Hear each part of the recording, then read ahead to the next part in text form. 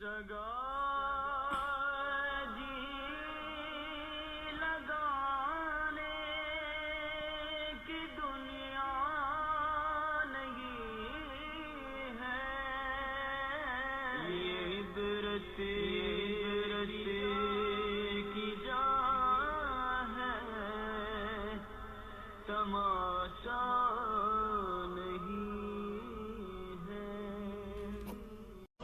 مجھے خیال آ رہا تھا توہین رسالت پر کتنے جلوس نکلے، یہ ایک ایمان کا مظہر ہے، اگرچہ اس کو سیاسی لوگوں نے اس کا نفع اٹھا لیا، توڑ پھوڑ جلاؤ گھیراؤ، یہ تو کوئی ناموس رسالت کا تقاضا نہیں ہے، یہ تو شرانگیزی ہے، یہ تو شورش پسندی ہے، اپنے ہی گھروں کو آگ لگا دینا، غریب لوگوں کو موٹر سائیکل جلا دینا، بسوں کو آگ لگا دینا، یہ تو سیاسی لوگوں کے وہ ہاتھ میں آ گیا، لوگوں کا جذبہ، نوجوانوں کا جذبہ۔ لیکن میرے بھائیوں، اذان پہ 95 لوگ نماز پڑھنے نہیں آتے، یہ گستاخی رسول نہیں ہو رہی؟ میرے نبی نے 23 برس عمل سے دکھایا،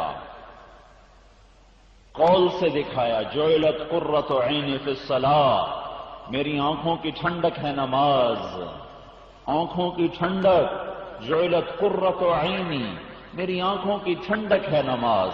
یا بلال ارحنا بہا، اے بلال اقم فارحنا بہا، اذان دے، اقامت کہ اور مجھے راحت پہنچا، میں نماز پڑھوں مجھے راحت پہنچا۔ الجفا کل الجفا، ظالم بڑا ظلم ہے کیا؟ النفاق کل النفاق، منافقت کی انتہا، ظلم کی انتہا کیا ہے یا رسول اللہ؟ قال من سمع النداء فلم یجب، جس نے اذان سنی اور نماز کے لیے نہ اٹھا، یہ بڑا ظالم ہے، یہ بہت بڑا ظالم ہے۔ تو ایسے ظالموں سے گلستان کالونی بھری پڑی ہے، فیصل آباد، لاہور، کراچی، ملتان، سندھ، پنجاب، بلوچستان سرحد بھرے پڑے ہیں۔ 100 میں مشکل سے 10 آدمی ہیں جو نماز پڑھتے ہیں، 90 آدمی اذان سن کے مسجد کی طرف نہ اٹھے، مصلی کی طرف نہ اٹھے۔ انہوں نے کون سے عشق رسول کا حق ادا کیا ہے؟ یہ تو بڑے گستاخ رسول ہیں کہ جنہوں نے اپنے محبوب کی آخری وصیت بھی سنی ہوئی ہے کہ آپ نے دنیا سے جاتے ہوئے فرمایا تھا الصلاۃ، آخری وقت جانے کا کوچ کا اعلان ہو چکا ہے، اور چند لمحات ہیں، ان لمحات میں آپ نے اپنی امت کو نصیحت فرمائی 2 باتیں، الصلاۃ وما ملکت ایمانکم، میری امت نماز نہ چھوڑنا، اور ماتحتوں سے اچھا سلوک کرنا، غلام، غریب، فقیر، مسکین، بیوہ، عاجز، کمزور، ضعیف، ان کے اوپر زیادتی نہ کرنا، ظلم نہ کرنا، زبان کے تیر نہ چلانا، ہاتھ نہ اٹھانا۔ تو کیا ہوا؟ دونوں نصیحتوں پہ کیا عمل ہوا؟ 90% نماز چھوڑ گئے، 10% پڑھتے ہیں، پر اگلی نصیحت پر تو کوئی بھی نہیں نظر آتا۔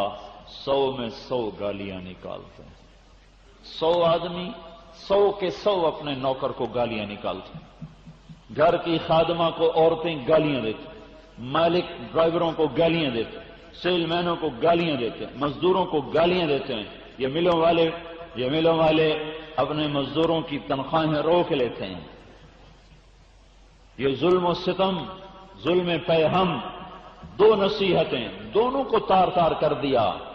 اس پر تو تم نے جلوس کوئی نہ نکالے،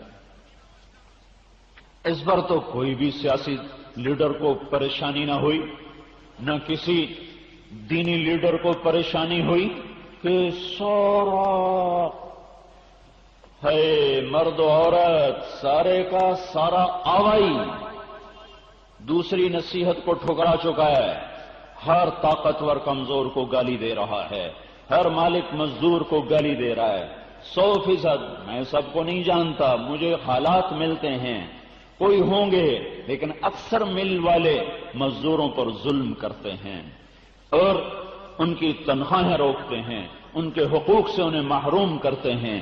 یہ کون سا عشق رسول ہے؟ یہ کون سی عاشقی ہے؟ آپ نے کہا زکات دو، قرآن بولا زکات دو، قرآن میں 10 دفعہ اقیم الصلاۃ و آتوا الزکاۃ اکٹھا آیا ہے، اقیم الصلاۃ و آتوا الزکاۃ 10 دفعہ اکٹھا آیا ہے، اور 82 دفعہ زکات کا ذکر قرآن میں اللہ تعالیٰ نے فرمایا، 82 دفعہ۔ 100 میں ایک آدمی مشکل سے زکات دینے والا ہے، 100 میں ایک بھی نہیں ہے، کوئی 1000 میں جا کر ایک آدمی ہے جو زکات دیتا ہے، 999 اپنے پیٹ میں ڈالتے ہیں، جو اللہ دیتا ہے سارا اندر۔ یہ سب گستاخی نہیں تو اور کیا ہے؟ میرے اللہ نے کہا عورت سے چھپ جا،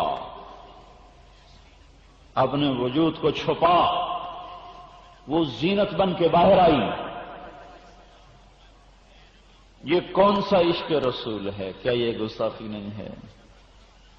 ایک ایک حکم دیکھو، میں تو ایک ایک بتا رہا ہوں۔ سارے بازار میں بانڈوں کی دکانیں کھلی ہوئی ہیں اور جوئے پہ جوا حکومت بھی چلا رہی، عوام بھی چل رہے، اور وہ نمبر خرید کے دعائیں مانگ رہے، یا اللہ میرا نمبر نکال دے، میرا نمبر نکال دے۔ کون سا عشق رسول ہے؟ موسیقی کی محفلیں، ننگے ناچ سکرین پر، ماؤں کو ذلیل و خوار کیا، باپ کا گریبان پکڑا، دفتر میں بیٹھنے والا افسر بددیانت ہو گیا، عدل لینے کے لیے بھی مظلوم کو گھر بیچنا پڑے۔ وہ ملک کیسے قائم ہے؟ وہ امت کیسے قائم ہے جہاں وکیل جھوٹا کیس لینے کے لیے تیار ہو؟ شروع سے لے کر آخر تک اسے پتہ ہے میرا موکل جھوٹا کیس لے کر آیا ہے، پھر بھی وہ لڑنے کے لیے تیار۔ جہاں جس دھرتی پہ یہ ہو رہا ہو، ان کا عشق کیسا عشق ہے؟ جہاں قاضی کے قلم کی بولی لگ رہی ہو، قاضی کے قلم کو خریدا جا سکتا ہو، جہاں قاضی کے قلم کو خرید و فروخت کے ساتھ معاملہ طے کیا جا سکتا ہو، جہاں وکیل کا علم زانی کو پناہ دینے کے لیے فائل تیار کرنے کے لیے تیار ہو چکا ہو، جس بازار کا تاجر جھوٹ بولنا شیوا بنا چکا ہو، وعدے سے پھر جانا اپنی فطرت بنا چکا ہو، پیسے دبا لینا اپنا فن اور ہنر بنا چکا ہو، وہ دیش کیوں قائم ہے؟ کیسے قائم ہے؟ آپ تشریف فرما تھے مسجد کی مغربی سائیڈ کی طرف جہاں جنازے پڑے جاتے ہیں، تو آپ صلی اللہ علیہ وسلم نے ماتھے پہ ہاتھ مارا، اف اف، کتنا سخت حکم آیا، کتنا سخت حکم آیا، کوئی بول نہ سکا، کوئی پوچھ نہ سکا ہیبت کی وجہ سے۔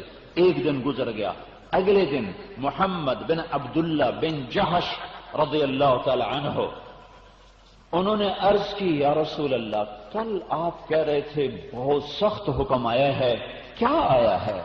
تو آپ نے فرمایا جبریل نے آ کے بتایا ہے کہ ایک شخص اللہ کی راہ میں شہید ہو، پھر زندہ کیا جائے، پھر شہید ہو، پھر زندہ کیا جائے۔ 2 دفعہ، شہادت تو ایک ہی دفعہ کافی ہوتی ہے، وہ 2 دفعہ شہید کیا جائے اور اس کے ذمے لوگوں کا مال ہے اور وہ لے کر شہید ہو گیا تو یہ جنت کی ہوا بھی نہیں سونگ سکتا، یہ جنت کے قریب سے بھی نہیں گزر سکتا۔ سارے بازار میں پیسہ دبا دینا، پیسہ دبا لینا، یہ فن بن گیا ہے۔ پیسہ موجود ہوتا ہے، لینے والا آیا ہوتا ہے، کل آوے جی آج کوئی نہیں، کل آوے جی، ایک جھوٹ، ایک ظلم، ایک خیانت، کتنے پے در پے جرم کیے، پے در پے۔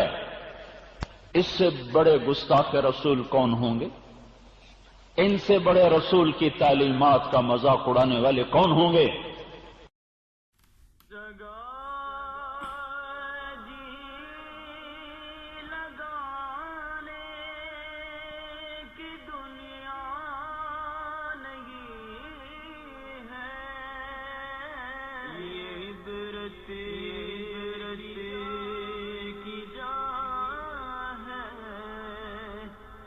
تمام چاہے